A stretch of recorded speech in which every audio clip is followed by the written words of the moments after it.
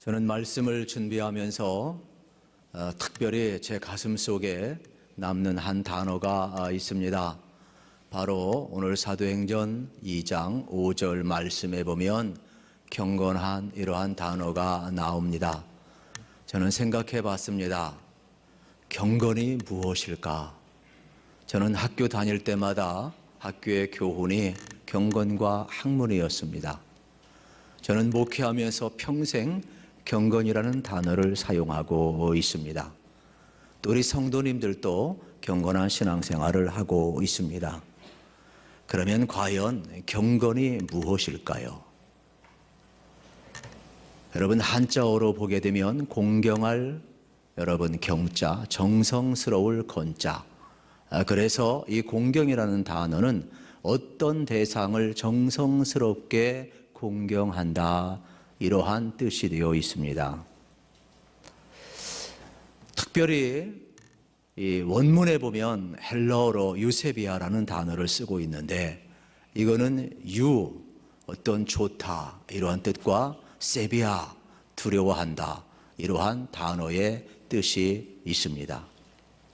그러니까 이 원어의 헬라어 경건이라는 뜻은 어떠한 좋은 두려움, 올바른 두려움, 이러한 것을 이야기하는 겁니다. 우리가 잘 쓰는 용어로 이야기하면 하나님 경외함이 경건이라, 이러한 말이 되겠습니다. 물론 하나님은 천지를 창조하실 뿐만 아니라 우리를 사랑하시는 분입니다.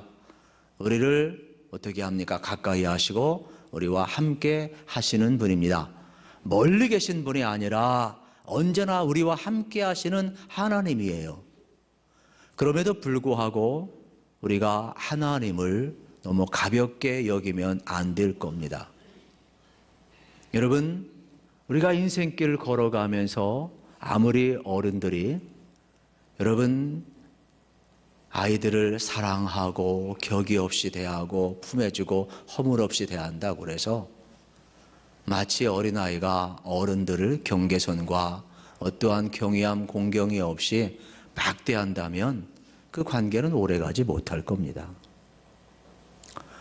우리가 하나님에 대해서도 믿는다, 사랑한다, 하나님과 친밀한 교제를 나눈다, 하나님은 언제나 나와 함께한다라고 고백하는 건 좋지만, 만약에 그러한 친밀한 하나님을 가볍게 여기다든지 내 마음대로 여긴다든지 경외로 여긴다면 하나님과 인격적인 교제는 깊이 나눌 수 없을 것입니다. 오히려 우리가 하나님을 정말로 정성스럽게 경외하는 것은 불편함이 아니라 오히려 우리에게 힘이 되고, 오히려 하나님과의 그 관계 속에 더 깊은 하나님으로부터 온 그 은혜를 누리면서 새로운 삶을 살 수가 있게 될 것입니다. 그래서 오늘 우리의 경건은 어떠한 경건인지 우리가 한번 되돌아볼 필요가 있습니다. 그래서 사도 바울은 디모데전서 4장 7절 8절에서 이렇게 우리에게 권고합니다. 같이 한번 읽겠습니다. 망령되고 허탄한 신화를 버리고 경건에 이르도록 내 자신을 연단하라. 육체의 연단은 약간의 유익이 있으나 경건은 범사에 유익하니 금생과 내생에 약속이 있느니라. 아멘. 육체의 연습도 여러분 우리가 이 땅을 살아가는 동안 건강에 도움이 됩니다. 그러나 경건의 훈련은 약간의 유익만 아니라 이 땅뿐만 아니라 내세에서도 영원한 유익이 된다라고 말씀을 하고 있는 것입니다. 그렇다면 오늘 우리의 경건은 어떠한 경건인가? 오늘 본문에 보면은 이미 우리가 사도행전 2장 1절부터 4절을 강의할 때 말씀을 드렸는데 그 연장선입니다. 마가다락방에서 120문도가 모여서 기도하였을 때 약속한 성령이 임하게 됩니다. 그 약속한 성령이 임하면서 성령의 말하게 하심을 따라 말하는 내용의 연장선이 오늘 본문 5절부터 13절의 내용이 되겠습니다. 그러면 오늘 우리가 이 마가다락방에서 임한 이 성령의 역사에 왜 이렇게 화들짝 놀라느냐? 그 당시 예루살렘에는 수많은 사람들이 몰려왔습니다. 유대인들은 3대 절기를 반드시 지켜야 합니다. 유월절을 지켜야 합니다. 맥주절을 지켜야 합니다. 초막절을 지켜야 합니다. 이때 이들은 예루살렘에 올라와서 이제 유월절을 지키고 얼마 안 있을 오순절까지 지키기 위해서 그들은 예루살렘에 다 모여 있었습니다. 유대인들은 기본적으로 32km 안에 있는 사람들은 반드시 의무로 3대 절기를 지켜야 돼요. 32km 밖에 있는 사람들은 자원에서, 디아스포라 흩어져 있던 유대인들은 자원에서 와서 들을 수가 있습니다. 지금처럼 교통편이 발달된 것이 아니고 하루 이틀에 올 수 있는 거리도 아니잖아요. 멀리 있는 사람들은 큰 결단을 하고 와야 됩니다.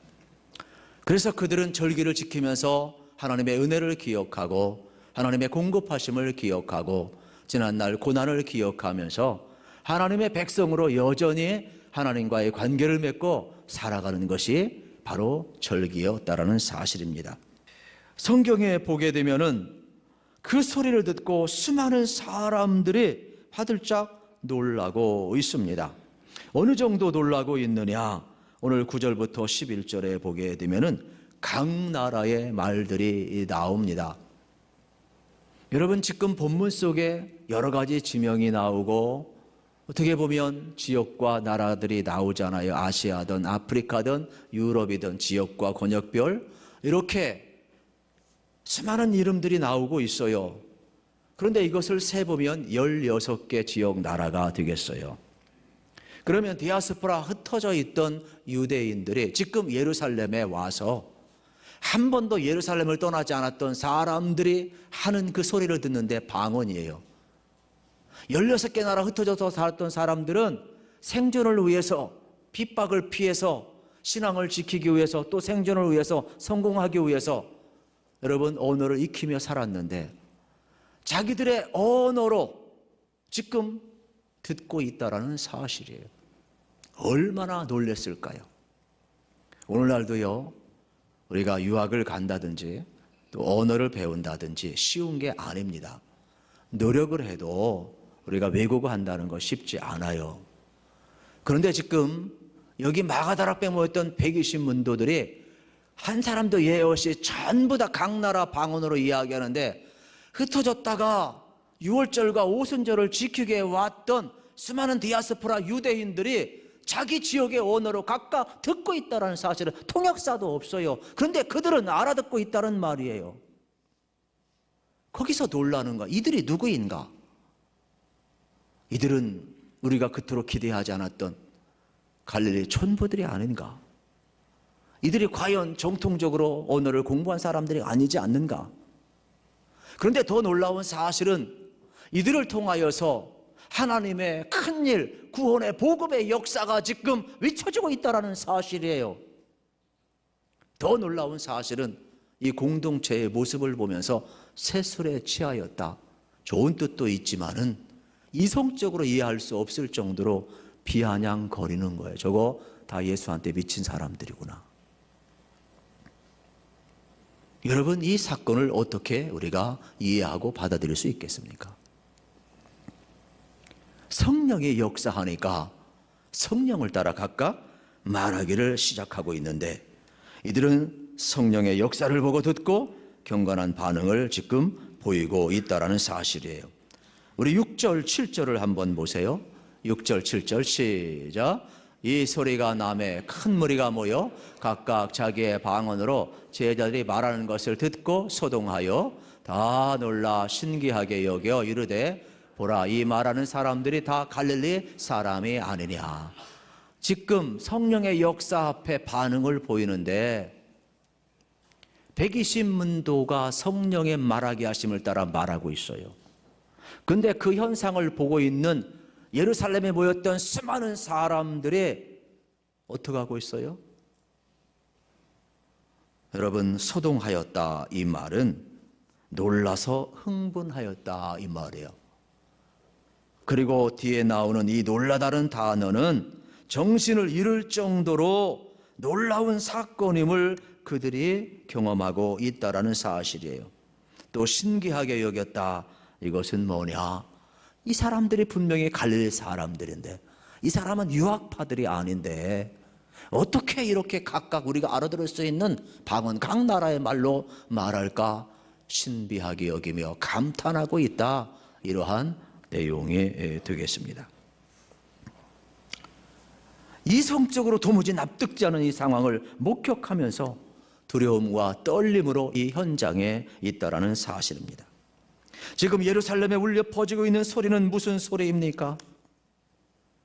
여러분, 16개 지역에 흩어져 살던 이 디아스포라 유대인들이 자기 언어로 들을 수 있는 신기한 지금 말이 들리고 있어요. 자기들은 성공을 위해서, 생존을 위해서, 사업을 위해서 배웠던 언어들이었는데 이제는 지금 그러한 언어가 생명의 소리로 들리고 있어요. 복음으로 들리고 있다는 사실이에요. 자기들이 알아들을 수 있는 그러한 언어로 여러분 들리고 있다는 사실입니다. 6월절 절기를 따라 예루살렘에 모인 경건한 자들이 자신들의 삶의 터전을 잡고 생활하는 나라의 언어를 통해 하늘 소리를 듣고 있으니까 말하는 자나 듣는 자가 전부 다 흥분하고 신기하게 여기고 감동하며 감탄하며 이 어찌된 일인고? 이들이 갈릴리 사람이 아니냐 고백하면서 하나님이 행하신 일들을 지금 목격하고 있다는 사실입니다. 그래서 성경에 보게 되면은 이들이 성령을 따라 말하게 하심을 따라 다른 언어로 말하였다. 이 말을 계속해서 4절 이하에서 반복하고 있는 것은 다른 뜻이 아니죠. 자기 의지가 아니라는 거예요. 횡설수설이 아니라는 거예요. 성령을 따라서 말했다. 그러면 이들의 삶은 어떠한 삶이냐? 이제는 성령을 따라 살기로 여러분 지금 결단하고 붙잡혀 있음을 말하게 되는 겁니다. 한번 생각해 보세요. 마가 다락방에 모였던 이 120분들은 성령을 따라 산 게 아니라 두려움을 따라 거기에 모였어요. 이들은 밖으로 소리가 나가지 않도록 조용히 기도했던 사람들이에요. 이들은 자기들이 모여있는 곳에 불빛이 밖에 비춰져 가지고 혹시 우리를 잡아갈까 두려워해서 커튼으로 창문을 다 가렸던 사람들이에요. 아직 약속하신 성령이 그들에게 임하지 않았어요. 그리고 주님 그들 곁에 있는 것이 아니라 부활 승천하고 없어요. 그들 속에 엄습해 오는 이 경계선, 약속을 기다리고 있지만은 여전히 주님은 우리 곁에 안 계시고 불안이 엄습해 오는 그 경계선상에 있었던 사람들이 약속하신 성령이 임하였을 때 이제는 두려움을 따라 살지 않아요. 이들은 거기에 갇혀 있질 않아요. 이제는 조용한 소리가 아니에요. 이제는 하늘의 큰 소리로 말할 수 있는 것은 자신의 의지가 아니라 성령을 따라 여러분 하나님의 구원의 큰 일을 말하고 있다라는 사실입니다. 그만큼 성령이 이끌려가는 삶을 살고 있다라는 사실이에요. 저는 우리에게 모든 성도님들이 주의 전에 오셔서 성령 충만함 받으시고 여러분 삶의 현장에 돌아갈 때는 성령에 이끌려 돌아가시기를 축복합니다. 그래서 성령을 따라 말하고 성령을 따라 행하는 훈련을 해야 돼요. 우리가요 이단에 빠져도요 그 사상체계가 사람을 망가뜨려요. 보수다 진보다 철학과 사상과 이념이 여러분 우리를 이끌어가고 삶을 망가뜨리고 있는데요. 여러분 오늘 우리가 아는 아집과 어떤 편견이 아니라 여러분이 진리를 따라 성령을 따라 살아가는 이 변화의 역사 앞에 우리가 동참을 해야 해요. 만약에 교회에 오셔서 성령을 따라가는 역사 앞에 동참 아니하고 그냥 돌아간다. 그건 비극이에요. 우리가 하나님의 말씀을 듣고도 성령을 따라 이 말씀이 들리지 않는다면 그건 비극이에요. 그렇기 때문에 성경이 성령을 따라 살라고 기록되어 있다면 동일하게 오늘 우리의 공동체도 성령을 따라 살라는 말씀 그대로인 거예요. 저도 그렇고 여러분도 그렇고 성령을 따라 말하고 성령을 따라 살고 성령을 따라 행하기를 축복합니다. 이것이 오늘 사도행전에서 우리에게 말씀하고 있는 하나님의 뜻이기도 합니다. 성령을 따라 사는 경건한 사람들은 하나님의 역사에 반응할 수밖에 없어요. 그래서 성령님이 역사하셔서 우리 삶을 변화시킬 때, 하나님의 임재의 자리로 우리를 이끌어갈 때 그 역사에 동참할 수밖에 없는 것이죠. 그래서 사도 바울은 로마서 8장 1절부터 2절에서 이렇게 이야기합니다. 같이 읽읍시다. 시작. 그러므로 이제 그리스도 예수 안에 있는 자에게는 결코 정죄함이 없나니 이는 그리스도 예수 안에 있는 생명의 성령의 법이 죄와 사망의 법에서 너를 해방하였음이라. 아멘. 성령이 임하면요, 복음을 듣고 자유해요. 성령이 임하면요, 우리가 참여 기도했으면 용서의 선언 말씀할 때 아멘 해요. 성령이 임하면요, 율법의 멍에에서부터 우리는 자유하게 돼요. 성령이 임하면은요, 하나님이 우리를 사랑하신다 이야기할 때 그 사랑 앞에 매여 살게 돼요. 그래서 죄의 권세를 이기게 되고 사망의 권세를 두려워하지 않게 되고, 여러분 성령은 여러분 죄와 사망의 법에 매였던 우리를 생명의 성령의 법이 우리를 죄와 사망의 법에서 해방하였다 그랬어요. 그렇기 때문에 주의 전에 들어오고 이 말씀을 듣는 자들 성령의 역사 앞에서 자유할 수가 있고 평안을 누릴 수가 있는 것이죠.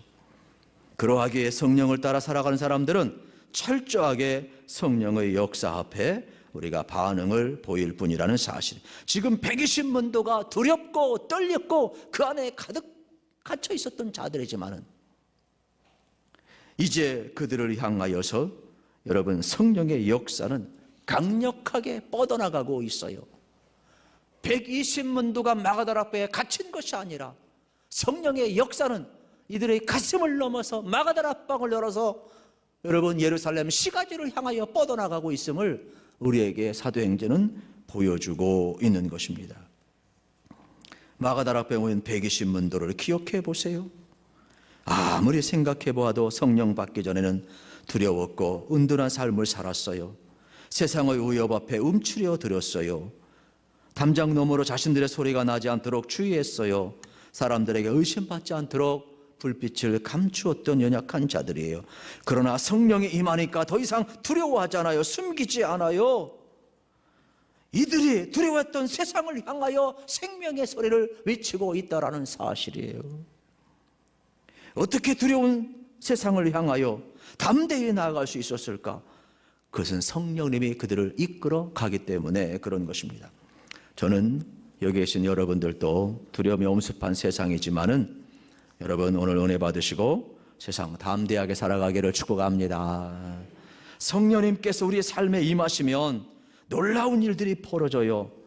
여러분 하나님을 경외하게 되고 또 하나님의 역사 앞에 우리가 참여하게 되고 또 경건한 자들은 하나님의 역사 앞에 반응을 보이는데 하나님이 일하실 때 순종하고 있다는 겁니다. 11절에 보게 되면은 우리가 다 우리의 각 언어로 하나님의 큰 일을 말하게 함을 듣는도다. 누가 말하게 했어요? 성령이 말하게 했어요. 누가 순종하고 있어요? 120문도가 순종하고 있어요.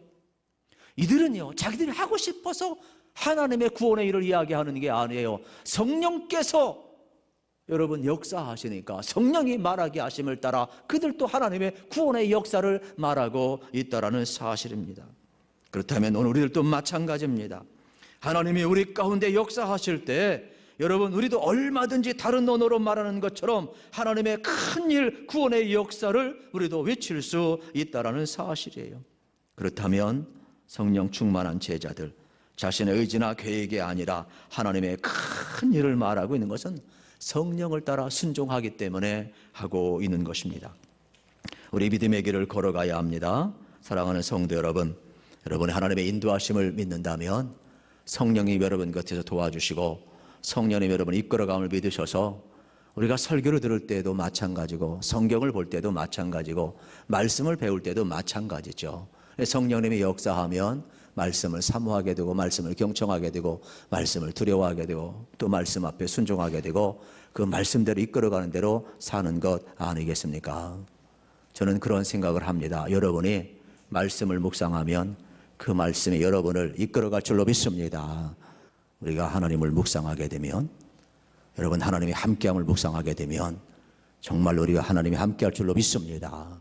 그래서 120문도가 성령을 따라서 여러분 말하고 성령을 따라서 하나님의 구원의 계획을 이야기했다면 오늘 우리들도 마찬가지입니다. 그들이 마가다락방에 가둘 수 없었던 이유는 성령의 역사는 두려움을 내쫓을 뿐만 아니라 마가다락방을 박차고 여러분 핍박이라는 예루살렘 거리 그 시가지를 향하여 나아가게 하고 그들 담대하게 찬미하며 기도했던 것처럼 예수 그리스도의 십자가와 부활의 복음을 그들은 담대히 전하고 있기 때문에 이 디아스포라 흩어졌던 모든 사람들이 깜짝 놀란 거예요. 저들은 갈릴리 사람들이 아니냐, 어떻게 이렇게 평범한 사람들이 비범할 수 있느냐, 어떻게 두렸던 사람들이 담대할 수 있느냐, 어떻게 저들이 십자가와 부활의 복음을 전하면서 이 예루살렘 거리에 구원의 역사, 하나님의 구원의 큰 역사가 지금 일어나고 있느냐, 이 말이에요. 오늘도 마찬가지입니다. 여러분, 우리 전체 논리와 논증으로 여러분 설득으로 다 구원할 수 없어요. 그러나 여러분이 밖에 나아가서 여러분, 하나님이 여러분 사랑하십니다.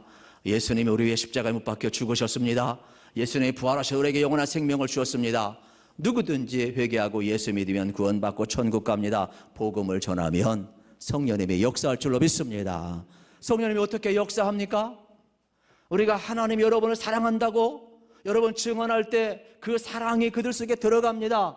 예수님이 우리가 죽어야 될 십자가 자리에 죽었다라고 증언할 때 그들은 여러분 어떻게 돼요? 영이 열리지 않지만은 성령이 임하게 되면 놀라운 변화가 일어나서 그들 속에 예수 그리스도의 십자가의 그 피무덤이 들어가게 되고 여러분 돌 같은 사람도 녹아지는 거고, 하나님의 사랑이 체험되는 것은 나의 논리나 나의 인격이나 나의 열정이 아니에요. 성령께서 한 영혼 한 영혼을 두드려 주시고 십자가가 체험되게 하고 여러분 부활의 생명이 그들 속에 들어가게 해서 구원의 역사가 일어나는 거예요. 그렇기 때문에 오늘 우리가 이 믿음 앞에 순종할 수 있고 성령 앞에 순종할 수 있다면 얼마든지 예루살렘 거리를 향하여 여러분 하나님의 큰 구원의 복음을 외쳤던 이 초대교회처럼 우리 교회도 이러한 삶을 살아낼 줄로 믿습니다. 저는 오늘날 이 시대에 정말로 성령을 따라 사는 사람이 필요하고 성령을 따라 말하는 사람이 필요하고 성령을 따라 행하는 사람이 필요하고 성령님이 일하실 때 순종하는 사람이 필요합니다. 저는 우리 교회가 이 사도행전 강해를 통하여서 다시 한번 하나님이 쓰시는, 그래서 이러한 아름다운 이야기가 성경 속에 갖춰진 것이 아니라 오늘 우리 삶의 현장에서 아름다운 이러한 이야기, 성령의 역사들이 정말로 팔딱팔딱 뛰는 그 여러분 수산시장 같은 그러한 생선들이 팔딱팔딱 뛰는 그런 것처럼 우리 삶의 현장에도 성령의 역사하고 살아있는 역사들, 간증들이 역사하고, 그래서 우리 삶의 현장에 아름다운 스토리를 써갔으면 좋겠어요. 성령을 따라 살기를 축복합니다.